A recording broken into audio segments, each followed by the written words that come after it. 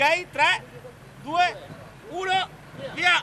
La carica dei 101 per la città della speranza parte da Padova in Prato della Valle questa mattina all'inizio della staffetta benefica per portare in giro per l'Italia l'impegno della fondazione che da 30 anni si occupa di ricerca scientifica per curare le neoplasie infantili.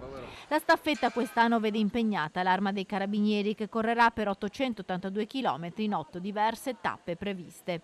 L'Arma contribuisce a diffondere questo messaggio di speranza di questa città, di questo ente benefico che tanto fa per i bambini e quindi spandere la conoscenza oltre i confini del Veneto, che già è così, ma contribuire a farlo ci fa piacere, ci rende orgogliosi, no? Di poter fare qualcosa di concreto oltre il nostro lavoro quotidiano a favore di chi soffre, e in questo caso di una categoria debole, forse per eccellenza, quella dei nostri bambini. Dopo Padova, Vicenza, Verona, Brescia, Milano, Torino, Genova e infine Parma per raccogliere fondi per la ricerca scientifica oncologica pediatrica. Quest'anno inoltre la staffetta è stata dedicata a Virginio Zilio, uno dei fondatori recentemente scomparso. È un momento importante, lo facciamo tutti gli anni e sempre in maniera diversa.